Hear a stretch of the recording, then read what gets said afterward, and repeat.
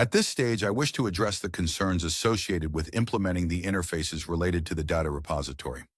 If you recall, in the previous steps, we defined collaborators linked to the command handler and event handler. Among these, we had two interfaces, iOrder repository and iCustomer repository, designed to interact with repositories and assist command handlers and event handlers in performing their tasks and meeting the requirements. Currently, I am at the PSM level. These interfaces have been automatically transitioned to the PSM level using model transformations. My aim here is to delineate the operations included within these interfaces. For instance, for iOrder repository, I intend to include CRUD operations to create, read, update, or delete data. I plan to describe this information within the CQRS model at the PSM level. Hence, I will open this model, and you will observe that these interfaces have been migrated to this model through transformations. For iOrder repository, I will declare that it encompasses these operations and then save the modifications. I also define the customer repository operations in the same way. Now I am able to refine these operations with greater precision. Take create order async as an example. I can designate its name, set its output value to task, assign its visibility as public, and define its input parameter as order. Additionally, I can outline the body of this operation before saving these changes. Subsequently, I will configure the properties of delete order async in a similar manner. Based on this information, I will refine the operations with more details. To prevent the video from becoming overly lengthy, I will pause the recording, complete the data entry, and return. I have now defined the operations.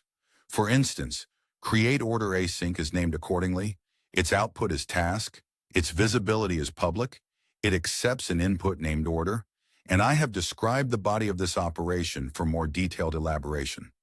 Similarly, for delete order async, it is named correspondingly, its type is task, its visibility is public, it requires an input called order ID, and this constitutes the body of this operation. In a comparable fashion, we explicate the information pertaining to update order ASIBC. Regarding the getOrder async operation, its output is of order type and it accepts an input parameter named order ID. For the list order async operation, I have specified its output value and also the body of this operation.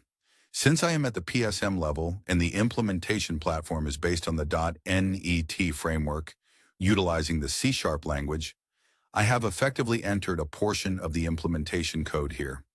Furthermore, I can refine the parameters utilized in these operations, such as order, order ID, customer, and customer ID. For instance, I desire the name of this parameter to be order and its type to correspond to the order concept. For order ID, its name should be as stated, and its type should be guide. Similarly, for the customer parameter, I set its name to customer and its type to a concept named customer. For the customer ID parameter, its name is customer ID, and its type is guide. I mistakenly defined the parameter type as customer in the video. If desired, I can complete the body of the create order async operation within the repository using the C# language. This approach can be applied to other operations to finalize their operation bodies. Instead of attempting to complete or adjust the solution code later, I describe these details within the models themselves for future utilization. I will pause the video here to keep it concise, enter the information, and then return. I have also described the operations body information. For example, you can see that I have delineated the model to create an order, delete an order, update, and retrieve a list of orders. Similarly, I have described the operations related to customer in further detail. Now I can return to the MDD process, click the Done button for this task, and proceed with the process. We observe that the process has ultimately concluded.